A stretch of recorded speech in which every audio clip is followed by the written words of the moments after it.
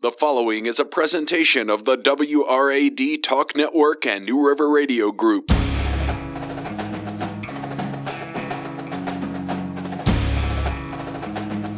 It's time for Fourth and Goal, presented by Cody Jernell of the Gravity Real Estate Group on the WRAD Talk Network.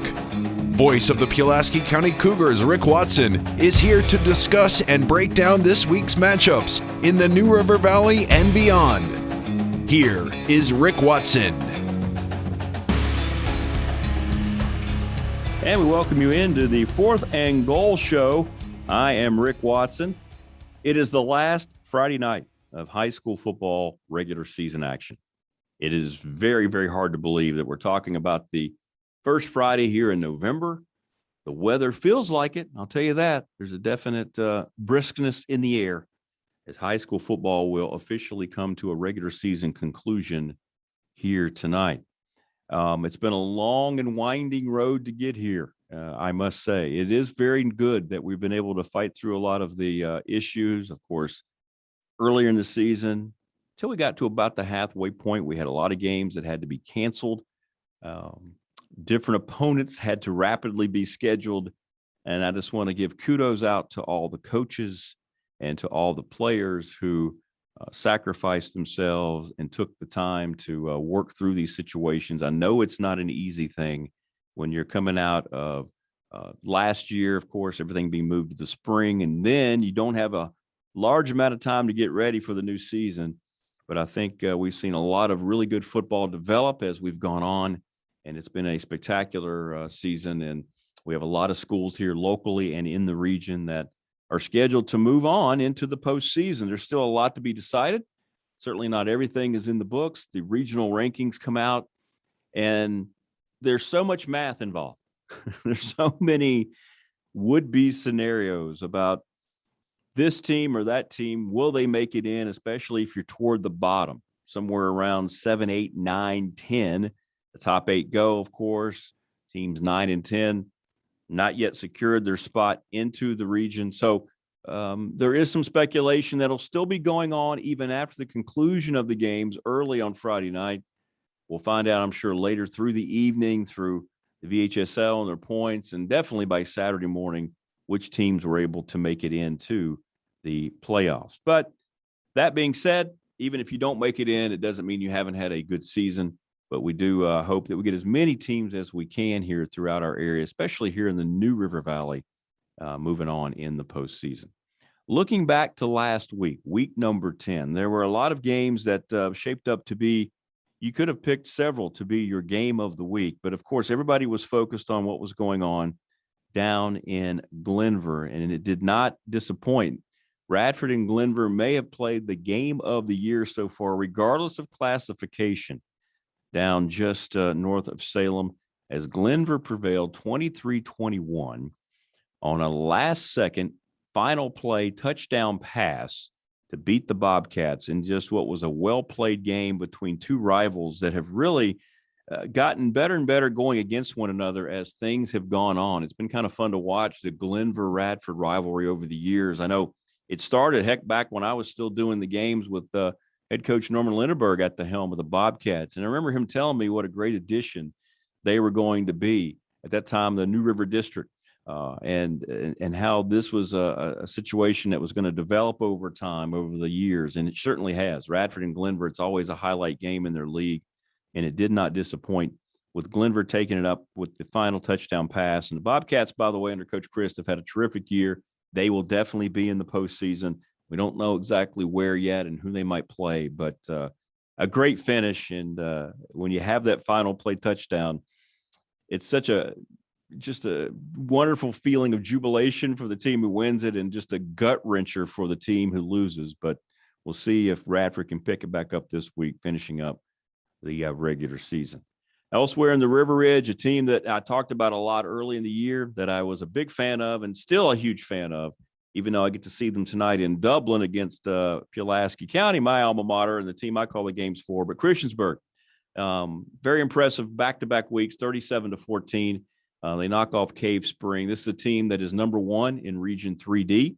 The Blue Demons under Alex Wilkins have been developing really toward this season since he got there. You know, he got there the first year, they didn't win a game, and they've slowly improved year by year. And not only we're talking about the varsity level at Christiansburg, but we're talking the lower levels, the rec league levels up through middle school. And then you get to the freshman team and the JV team. I mean, it's a program that has to be developed. So when people talk about their programs and they talk about having to get their program in order, it's not always at the varsity level, as we've seen through Christiansburg. And now they've had kids come through and they play an exciting brand of football, great athletes. They have a lot of depth. They have skilled players all over the field, and they're going to be a handful in their region. There's no doubt about that. And, you know, go back to the beginning of this year. Heck, we sat down in, I guess, mid-August for that first scrimmage. It was up at Kenneth J. Dobson Stadium, and Christiansburg came in. And I remember sitting there with Pulaski County's athletic director, Scott Vest, and I remember we were watching them play, and I was just like, wow, this Christiansburg team looks like they're going to be loaded. And he was just nodding. He said, yeah, they're really good. And sure enough, that's the way it has come out for them coming into tonight. Only one loss, and that was to Salem. And they've rebounded very well since that loss last week, 2 weeks ago, I should say. They were able to really handle a Patrick Henry team that has athletes all over the field, who I saw last Friday night down in Roanoke. And I'm telling you, they have speed to burn. Christiansburg, though, equally fast. And for my money, a much better coach football team than Patrick Henry. I think Alex Wilkins doesn't leave a lot of stones unturned. Of course, former head coach there, Tim Cromer, on that staff, the athletic director, so much football knowledge on that sideline. And Christiansburg having a great season, got the big win last week against Cave Spring very impressively, as they usually are each and every Friday night.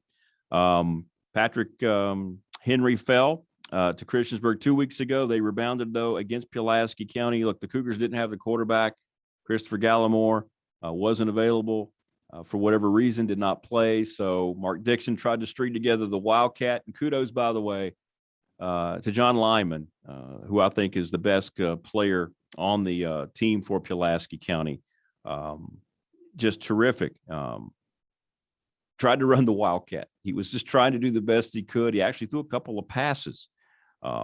So Pulaski County, though, was really outmanned. They were short. They have so many injuries this year on defense. So it's one of those situations when you watch them play, you know how hard the kids are trying, but sometimes you're just outgunned and you're outmanned. And that's the situation right now for the Cougars as they face Christiansburg here tonight. Elsewhere, Graham 46-7 over Blacksburg. Of course, Blacksburg made a lot of news in the negative variety by refusing to play their game against Salem after not talking to their own players about it. Blacksburg not participating in that game against Salem. They've decided to forfeit, but they got beat last week by Graham. Actually, that was a game that was played on Thursday. Elsewhere here in the New River Valley last week, looking at all divisions as we roll them through here. Big win, I thought, for Galax as they were able to bounce back and get a win. Narrows 38-6 over Craig County. Of course, the Auburn-Giles game was canceled. Auburn's canceled the rest of their season. They did that a couple of weeks ago. So when you look at some of these games here in the New River Valley, there's still a lot of teams with playoff hopes alive here. And Jermaine Ferrell, as we talk about last week and looking at some of these games and the River Ridge District in particular, looks like it's going to come down to those Salem Spartans as, again, Salem last week took care of Hidden Valley 42-14. I want to ask you, Jermaine, you've seen them both. You've seen Salem and Christiansburg. I know Salem beat them head-to-head, but how far do you see each of these teams going in each of their respective region? Well, first of all, I tell you right now, it's such a deep run. When you look at Salem, and again, Salem is Salem. Salem is just one of those teams, again, we talk about them all year long. You know, they're kind of like oatmeal. You know, hey, it's not flashy, but it's going to fill you up. It's going to get you going. But they're effective. And Christiansburg is really rocking and rolling. Now, they have a big game tonight. They played Pulaski County, a game that when you look at that, you know, Pulaski County is fighting for their playoff lives. If they win, they might have a chance of getting in, but Christiansburg's just clicking on all cylinders. They had that one loss to Salem, and I think if they play them again, it might be a different result. You never know. But Christiansburg is really all that in a bag of chips the way they're playing. Salem, on the other hand, Salem, again, we talked about before, Rick, Salem is just Salem. You know, they're going to beat you at their running game. They're going to be a sledgehammer. They're going to pound you, get you 2 or 3, 4 yards a run. When you look at the first half and the second half, they're going to break one off maybe about 10, 15, 20 yards. So Salem is just so good. Christiansburg has really turned it around over the years. You know, Coach Wilkins, Rick, I tell you what, you know, he's a candidate. You know, if we had a Coach of the Year award, you know, if you had your fourth and goal, Coach of the Year. I mean, I know we got to pony up some pennies to make it look nice, right? Get a trophy. Get a nice fat trophy with Rick's head on top of it. Well, the Waddies, we call it the Waddies. The Waddies. The Wammies, the Waddies, the Rickies. One of the other. Rickies. Either one works. Either one works. But he has done such a good job. And then Don Holter, of course, again, the pedigree. I mean, he played for Coach Willis White. You know, he coached under Willis White. He coached under Stephen Magenbauer, and they just keep the train going. So really, you just got 2 good teams, Rick, and it's so fun to see them play. And I'm really, I'm really excited to see what these teams can do in the playoffs, because I think they're going to be a factor in the playoffs, and you know, it'll be fun to see how it goes. What surprised you the most last week about the Seminole District games? I guess for me, it had to be the margins, really, in all of them, right? I mean, if you look at, you know, LCA, we know, is just kind of a separate class right now. But the Glass game, I mean, I didn't expect Glass to win by 5 touchdowns against Brookville, you know? I mean, when you look around that league, what surprised you the most about Seminole play last Friday? Well, first of all, it's kind of like, you know, I guess a popular score is 42-7. Or a popular score was holding a team to a touchdown. EC Glass did that to Brookville. You know, and then Heritage did their number on Liberty. Yeah. And then, but you know, and then you look at, like I said, you know, Liberty Christian rolling over Amherst County. So I tell you, it's just going to be what's interesting. I think what's lost. I think the offenses are so good, but the defenses, especially LCA, like I think, you know, LCA again, they got a big one tonight. That's going to be our game of the week, our Friday Night Blitz game of the week. They're playing EC Glass. I mean, EC Glass is, you know, come on down, like old Price and Fright. That's you know? right. You're the next contestant. Can EC Glass do some things? And when I look at that game, LCA and EC Glass, I mean, LCA's offense is just potent, but their defense is just as strong. But if you're EC Glass, I guess you almost have to play keep away against LCA. I agree. But the irony is EC Glass, they're not that type of offense. I mean, they're going to pass it around the yard. They're going to run when they need to. They're going to have all that. But that's going to be a fun one. I think right now when you look at it, an LCA win, they get the district title outright. If EC Glass wins, and you're looking at, they're probably going to share the district title with LCA and Heritage. And I don't know what the tiebreaker would be, because within the triangle, they've all beaten each other and lost each other, if you look at the triangle between the 3 teams. So it's just going to be fun stuff. I tell you, I love just this time of the year, Rick. And when you look at a lot of the matchups, you're going to have matchups where teams are going to be playing for their playoff lives. You're going to have matchups with teams that are actually looking to improve their playoff seeding. And, you know, like I said, I mean, it's going to be just so interesting, because especially if you're playing, what's even more interesting, Rick, you're playing against a team that's probably in the playoff conversation or trying to battle themselves.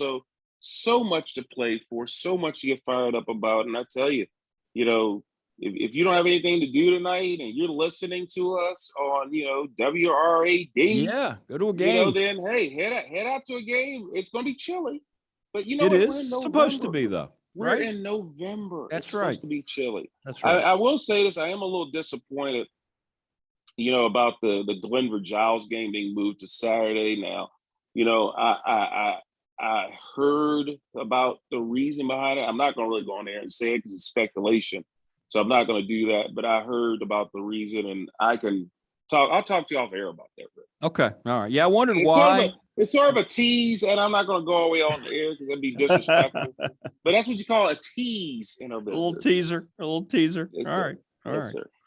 Well, we are, by the way, bringing you the Fourth and Goal show. Thank you very much from Cody Journell. I'll tell you what, Jermaine, we'll take a break. We'll come back. We'll look at this week, talk about playoff implications. And as you said, posturing, you may already be in, you're going to be in, but where are you going to be in terms of seeding? All that's coming up as we continue on the Fourth and Goal show. Don't go away.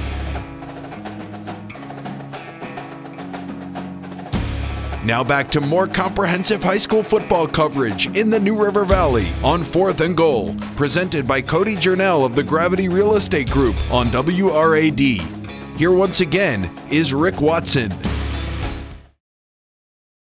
And we welcome you back into the Fourth and Goal show. I'm Rick Watson. He is the sports director for WFXR. His name is Jermaine Ferrell. And man, oh man, looking around at some of the matchups here tonight, his playoff implications and so forth. You mentioned a big one down the road. We know both teams' postseason aspirations have been accomplished, but it's going to be a great finish, Glass and LCA. But, looking here locally, Christiansburg is going to be the top seed in 3D. We know that.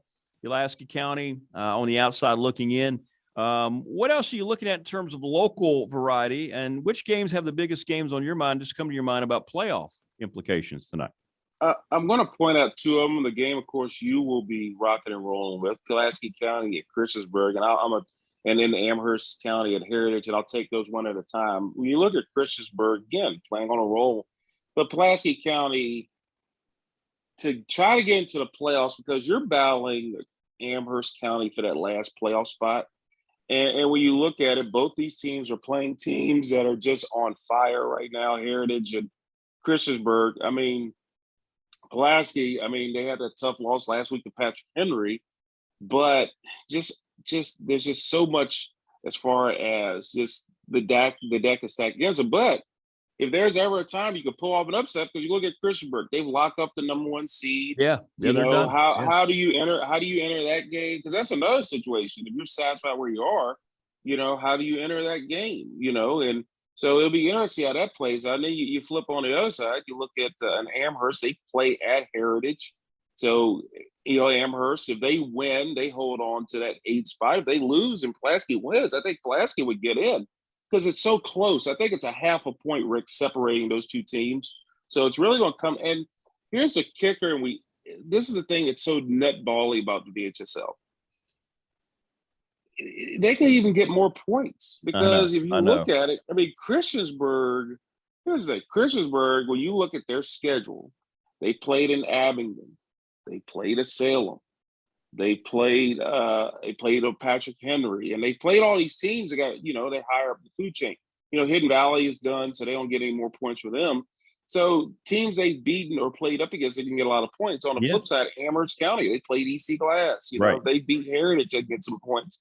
So and Amherst, they played a George Washington. So they played teams that could get them a lot of points. So even if they get a certain result, it's hard to tell how that's going to shake out because you never know. You never know how the points are going to shake out. So that's going to be interesting. But then probably, like I said, the game of the week is probably, like I said, our game of the week will be dialed into that EC Glass at Liberty Christian. Again, EC Glass, again, they only got the one loss, and that one loss was the Heritage in the battle for the Jug Bowl. But LCA, I tell you again, I think when we look at it and then when we examine who are going to be the contenders in Class 4, you got to look at LCA. Sure. Because they're rocking and rolling. But, in the playoffs, who's to say we couldn't see down the road at Christiansburg, LCA, regional, semifinal, regional final. But some teams are going to have something to say. And here's a team, I'm telling you, Rick, I wouldn't say they're sneaking up on everybody.